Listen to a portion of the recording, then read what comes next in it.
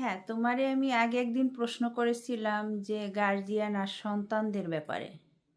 এখন আজকে আমি প্রশ্ন করব হাজবেন্ড অ্যান্ড ওয়াইফের ব্যাপারে। হ্যাঁ।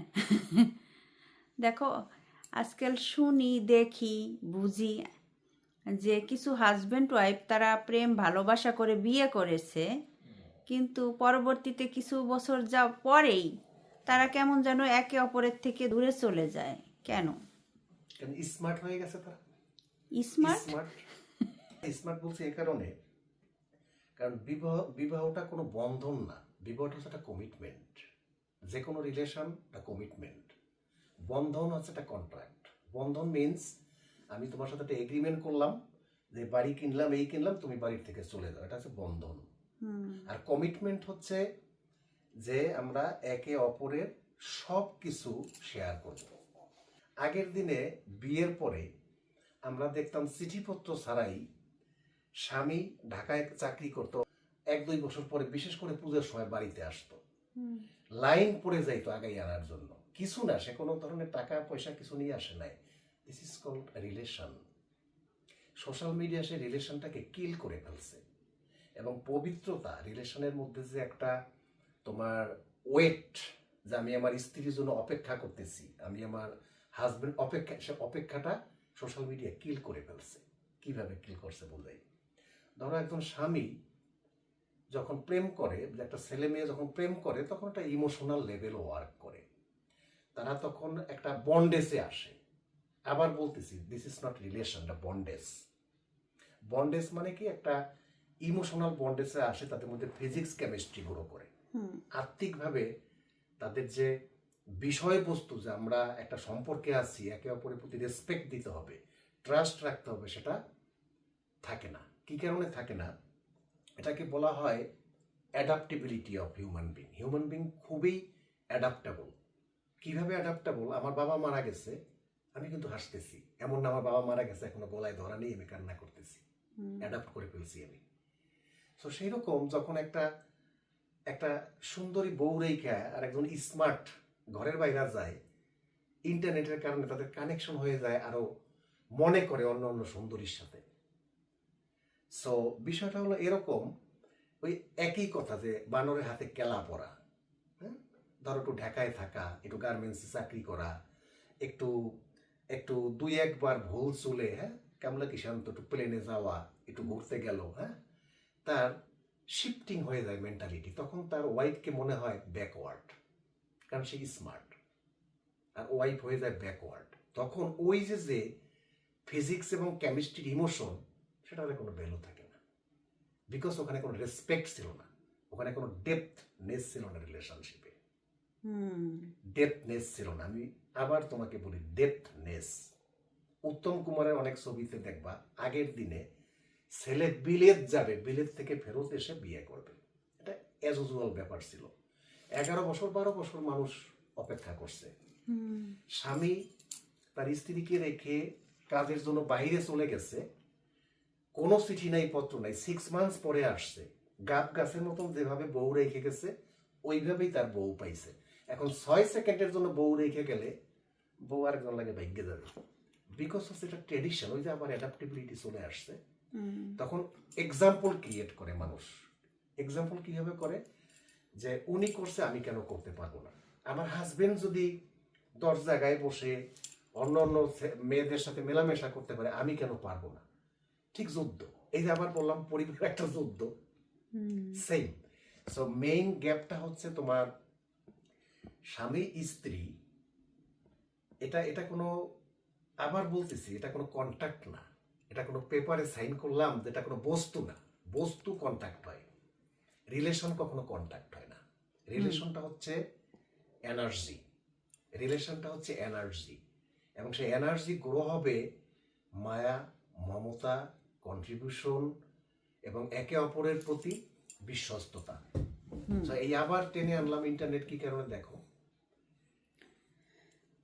বিশ্বের জাতিসংঘের রিপোর্ট অনুযায়ী 69% ডিভোর্স হয় সোশ্যাল মিডিয়ার কারণে।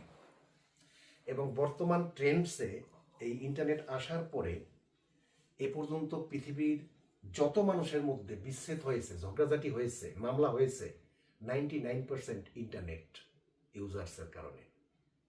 যেমন ধরো এক্সাম্পল, আমাদের এই তো কত আত্মীয় স্বজন, নাম না বলি, আমরা যোগাযোগ করি না ইচ্ছা করে। বিশেষ করে আমি তোমার কথা বলি না, আমি যোগাযোগ করি না ইচ্ছা করি। এই কারণে করি না, ধরো আমি একটা আত্মীয়ের সাথে যখন কথা বলবো, আমার মেন্টালিটি এরকম যে আমি একটা ভালো সময় ব্যয় করব, হাসি খুশি থাকবো, তাই না, ফোন করব। কিন্তু স্টার্টিংটা হয় কম্পিটিশন দিয়ে। কি কারণে? ওই 6 ইঞ্চি তুমি কোথায় আছো, কোথায় রাজা বাদশা, এটা কাউন্ট করে না। কারণ তুমি যা দেখো ওই 6 ইঞ্চি তাই দেখে, তুমি যা ভোগ করো ওই 6 ইঞ্চি মনে করে তাই ভোগ করে। আসলে তো তা না, তাই না? কানাডায় যেটা তুমি ভোগ করো সেটা তো আর একটা কান্ট্রি ভোগ করতে পারে না। ঠিক স্বামী স্ত্রী ওই রকম হয়। স্বামী স্ত্রী মনে করে যে, স্বামী মনে করে আমি এখন কানাডা হয়ে গেছি, কিন্তু স্ত্রী মনে করে বাংলাদেশে আছি, কম আছে কি, 6 ইঞ্চিতে তো আমি ইউরোপ জার্মানি কি হয় দেখতে পারতেছি সব। তাহলে ওনার জ্ঞান আমার জ্ঞান সমান হয়ে গেছে। তো তুমি বলতেছো যে এই যে দুইজনার যে ডিস্টেন্সটা বা কনফ্লিক্টটা হয়, এটা ইন্টারনেটে হচ্ছে এখন? নো, এটা ইন্টারনেট প্লাস হচ্ছে মানুষের মধ্যে এখন আর রেসপেক্ট জিনিসটা নাই।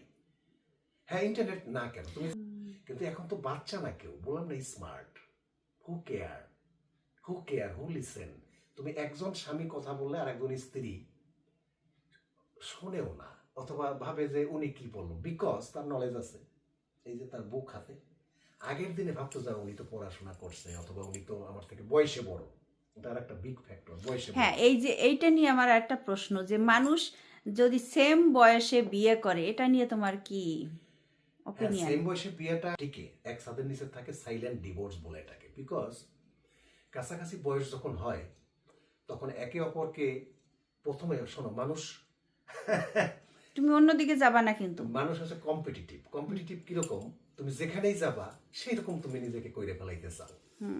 তো উনি ভাবে যে আমি বিএ পাস, উনি বিএ পাস, আমার 22 বছর, ওনার 22 বছর, আমার 50, আমি ওনার থেকে কম কিসে।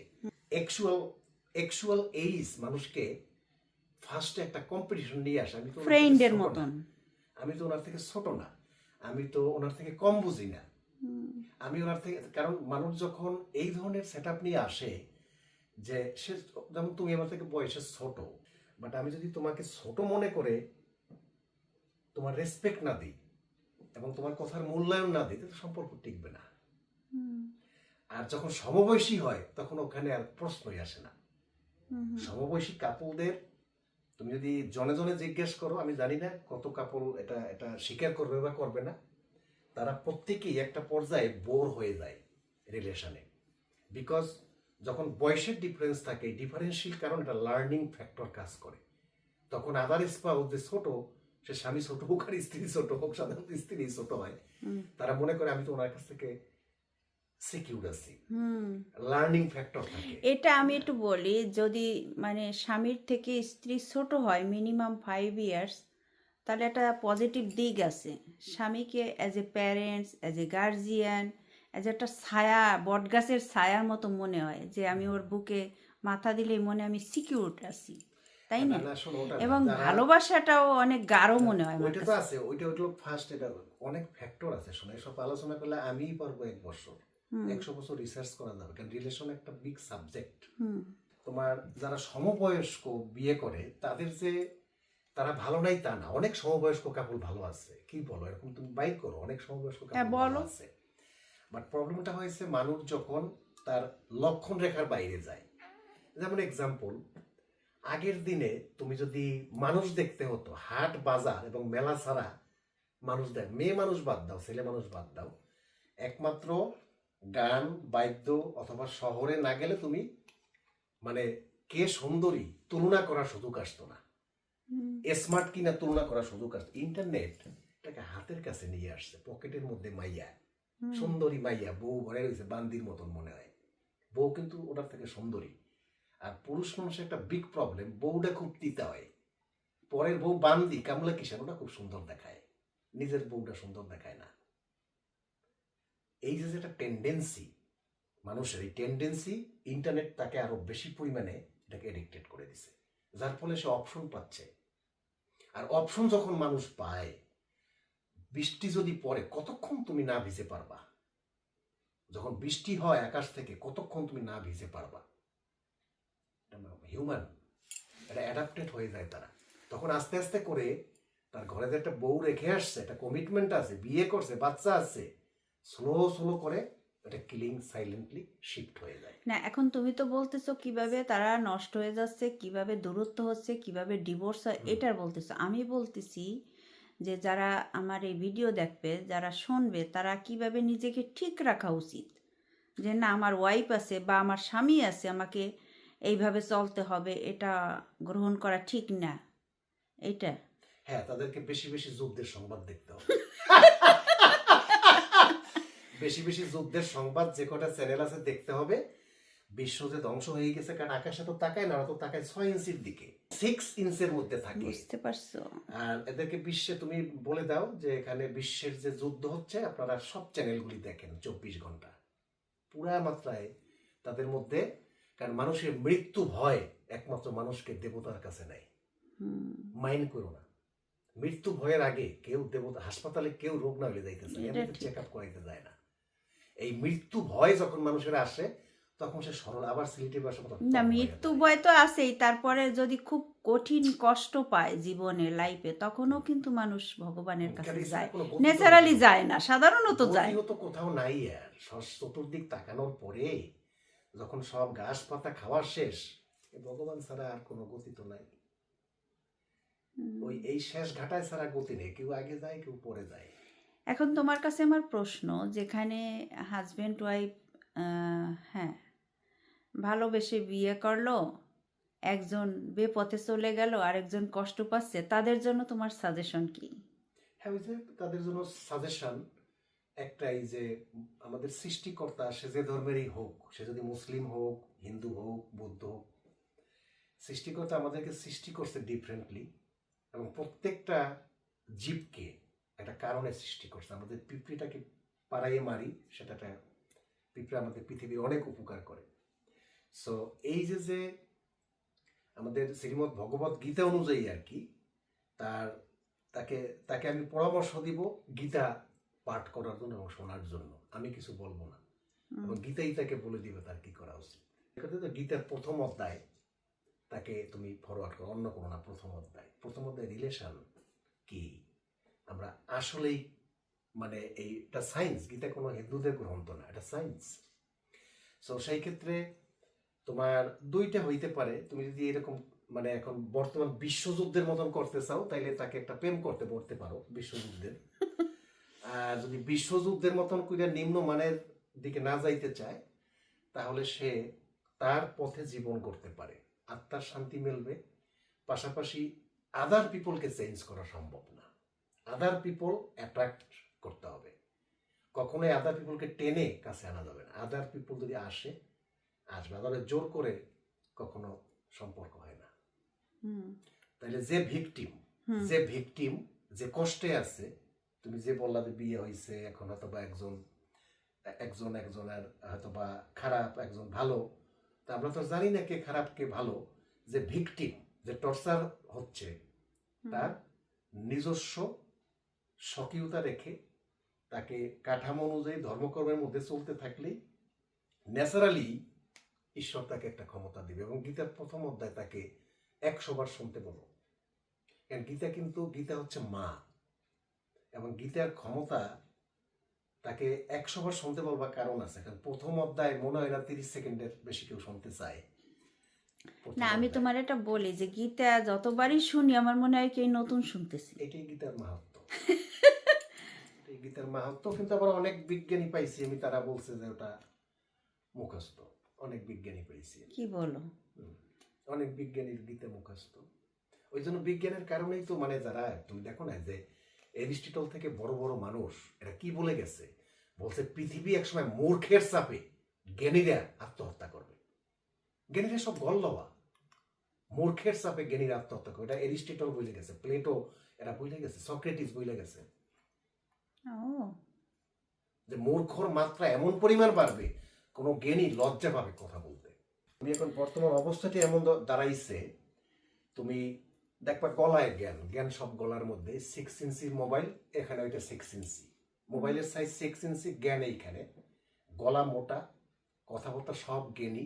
যদি বলো যে তুই কোথা থেকে এটা পাইছস, অ্যান্সার নেই।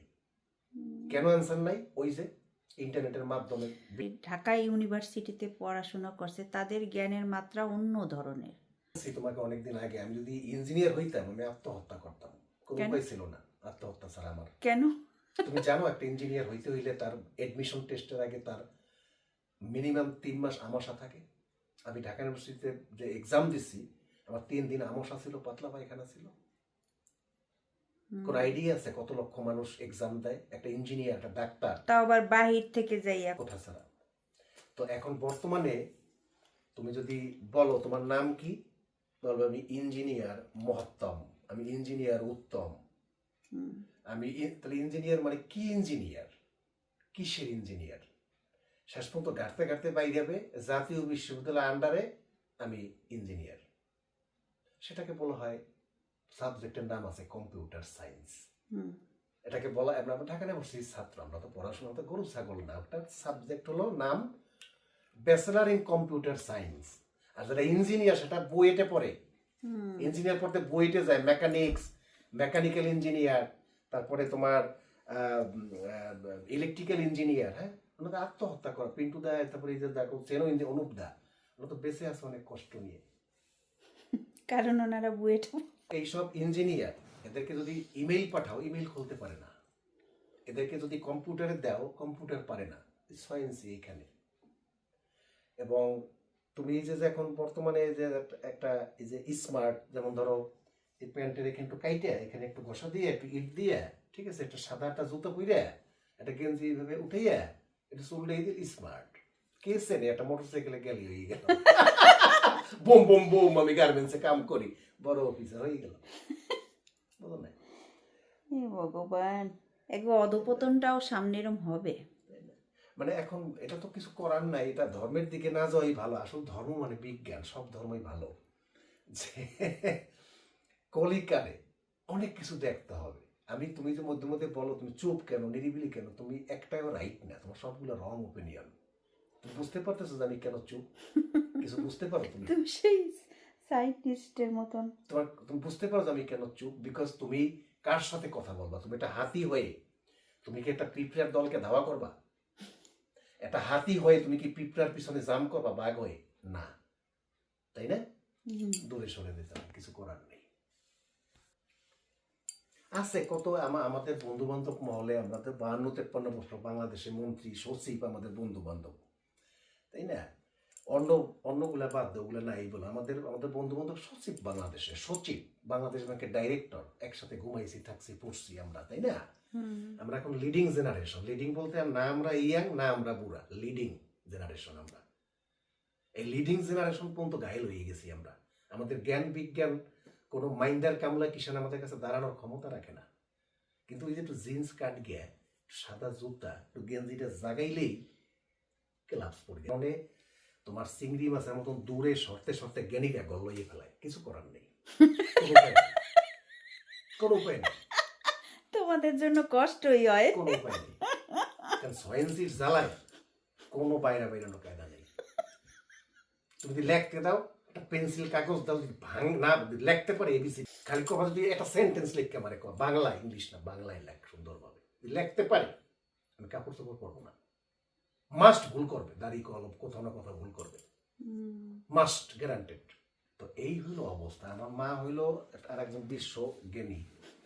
মা আমারে একদিন বলছিল যে এরকম, আরে দূর ওটা হয়েছে মানে কি জানো কি উমান গিয়া টগরকে ওর লাগে কথা কস কেন? মা, মানুষ অবহেলা করে তুমি এভাবে কথা বলো কেন? আরে ও কি বোঝে, মানে মায়ের দেখছো অন্যরকম। কিন্তু আমি দেখছি যে আমার মা আসলে রাইট, আসলে রাইট। যদি আমি আমার মায়ের কথাগুলো ছোটবেলায় শুনতাম, আমার কষ্ট এখন কম হইতো, একটু স্মার্ট হইতে পারতাম। তো ব্যাপারটা হলো, মানুষকে তুমি দুইভাবে, মানুষকে যদি বেশি মূল্যায়ন দাও তাহলে সে ভাবে যে আমরা সমান হয়ে গেছি, যেহেতু মূল্যায়ন পেয়ে গেছি। আর যদি মূল্যায়ন না দাও তাহলে তোমাকে দোষ দেবে যে উনি আমাকে অপমান করতেছে। তো ব্যাপারটা দাঁড়ালো যে এটা চোরের কিলির মতো রয়ে গেছে। এখন কোন দিকে যাবা? তুমি তার মূল্যায়ন দেবা, যদি বলো প্রভু নমস্কার অথবা ষষ্ঠাঙ্গে প্রণাম করো, গোসাই সাজকে যাবে। তার কোনো খবর নাই যে কে তোরে প্রণাম দিল। শ্রীরাম নিজে ভগবান হয়ে প্রণাম দিল একজন মনীষীরে। এখন মনীষী যদি মনে করে যে আমি শ্রীরামের থেকে উঁচু, হইল না, তাই না? হইল না। সো এনিওয়ে, আমি জানি না তুমি কোশ্চেনটা কি কারণে করছিলা, এগুলা 300 বছর আলোচনা করলো শেষ নাই। তবে হ্যাঁ হ্যাঁ, যে তোমার তুমি তুমি দেখো রিলেশনটা কিভাবে নষ্ট হয়। ধরো একটা স্বামী তার স্ত্রী থেকে, বিয়ে কেন হয়? বিয়ের অর্থ কি? বিয়ে মানে একসাথে থাকবে, বন্ধন।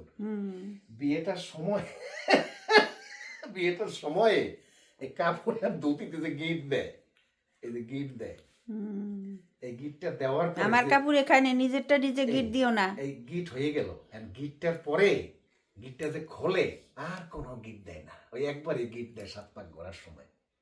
একবার গিফট দেওয়ার পরে লাইফে যে গিফট খোলে আর কখনো তারা জোড়া লাগে না। বিকজ রিলেশনটা হচ্ছে একটা কমপ্লিটলি, তোমার একটা বাচ্চা, তুমি মা হিসেবে ভালো বুঝবা, একটা বাচ্চা যখন হয় তোমার বাচ্চার উপরে যে একটা মায়া জন্মায়, যে আমার ছেলে আমার মেয়ে, এই রিলেশনটা সেরকমের। আমি আমার বউ বিয়ে করে ঘরে আনলাম, আমি রাজশাহী, উনি চিটাগাং। ভালো, চিটাগাং আগের দিনে রিক্সায় গেলে 2-4টা মাইয়া দেখা যাইত, বা ঢাকায় অথবা একটু বাজার ঘাটে গেলে দেখা যাইত। এখন তো মাইয়া চতুর্দিকে, পকেটে যে কয়টা ফোন, চতুর্দিকে মাইয়া ঘোরে। মাইয়া যখন ঘোরে তখন বউরে বান্দির মতন মনে হয়। বউ কিন্তু সুন্দরী ঘরে, কোনো অসুবিধা নাই, কারণ ওগুলো তো সব মেকআপ টেকআপ কইরে আসে। তো আসার পরে এতে করে মানুষের রুচিবোধ, তুমি যেটা বলছো না যে কেন আমরা তো ভালো আছি, আমাদের আমাদের কথা বাদ, কারণ আমাদের রিলেশনটা ওভাবে। কিন্তু যারা এইভাবে মনে করে যে ও তাহলে আমি তো এখন ডিস্টেন্স রিলেশনে আছি, তাহলে আমি একটু স্মার্ট, যেভাবে অন্য 10 জন যেভাবে একটু বন্ধুত্ব করে আমি একটু করি। মানে ব্যাপারটা হলো কি, যে তুমি যখন একটা মন্দিরে যাবা, মন্দিরে যখন যাবা তখন তো নিশ্চয়ই স্কার্ট পরে মন্দিরে যাবা না, শাড়ি টাড়ি পরে যাবা। হ্যাঁ, তুমি ডিটেলে যেও না, ওই না? পয়েন্টের থাকো। জানাশোনা মানুষের কাছে প্রশ্ন করলে এই প্রবলেম দূরে চলে না, যায়। ওই যে কালচার, মানে মেইন কথা হলো কালচার। এবং অনেক সময় আছে অনেক মানুষ নিজে ক্যারেক্টারলেস থাকে, আবার অনেক সময় আছে মানুষ নিজেকে হারিয়ে ফেলে, যেমন এই যে আমার বিশ্বজিৎ। মনে হয় কি পারলে, ও যে দূরে চলে যায় বা ওয়াইফরে কষ্ট দেয় বা স্বামীরে কষ্ট দেয়, তারা মন থেকে ভালোই বাসে নাই কোনোদিন। আমার মনে হয় ভালোবাসলে কখনো তার পার্টনারে বা তার ওয়াইফ বা রে বা তার স্বামীরে কখনোই কষ্ট দিতে পারে না। এখন সব কিছুই ইন্টারনেটে আছে, জানা যায় যে হোয়াট শুড আই ডু, ঠিক কি না? না না, দুইভাবে ডু। এক হইলো তুমি ট্রাম্প হইতে পারো, ঠিক আছে, আর এক হইলো তুমি কচ্ছপ হইতে পারো। তা আমি হলো কচ্ছপের পক্ষে, কচ্ছপ হইয়া যাইতে হবে। না, কশ্যপের পক্ষে না, ধর্মীয় পক্ষে আমি। কিসে কচ্ছপ মানেই আমার তো, ধার্মিকতা কচ্ছপ মানে রক্ষা নিজেকে হয়? শান্ত করতে হবে, মধ্যমে আসতে হবে। এখন ধরো যদি কেউ কাউকে ভালো না বাসে, এটা তো জোর করে, তোমার জোর করে কখনো এটা সম্ভব না। এটা একমাত্র অ্যাট্রাকশন। অ্যাট্রাকশন মিন্স সে নিজেকে, নিজের জীবন সাজাবে, নিজে সুন্দরভাবে চলবে, নিজের নীতিগতভাবে ভালো থাকবে, অটোমেটিক্যালি আদার স্পাউস তাকে সম্মান করতে বাধ্য থাকবে, ফল গাছের মতন। এখন আর একজন করছে, যদি আর একজনও করে তো হয়ে গেল ডিভোর্স, হয়ে গেল আলাদা। ধরো একজন প্রেম করছেন আর একজন প্রেম করবে, সো হোয়াট? তাহলে তুমি যে ভালো স্পাউস, তার ভালোটা কোথায় থাকলো? পিঁপড়া যদি লাইন দিয়ে যায়, পিঁপড়ার পিছে কি হাতি যাবে? এখন এক স্পাউস খারাপ হয়ে গেছে আর এক স্পাউস ভালো চরিত্রের, সে খারাপ হয়ে যাবে? এটা তো হইতে পারে না। ধর্মে কি শিখেছে আমাদের? বুদ্ধদেবকে কত ভাবে অপমান করছে, কত মানে মৃত্যুর আগ পর্যন্ত লোকটাকে জ্বালাইছে বিনা কারণে, বিনা কারণে লোকটাকে মৃত্যুর আগ পর্যন্ত জ্বালাইছে। যারা ধর্মের পথে থাকে, বাবা লোকনাথরেও তো তোমার ঢিল মারছিল। জ্বালাইছে, যে ধর্মের পথে যাবে কোনো উপায় নেই, জ্বালাবে।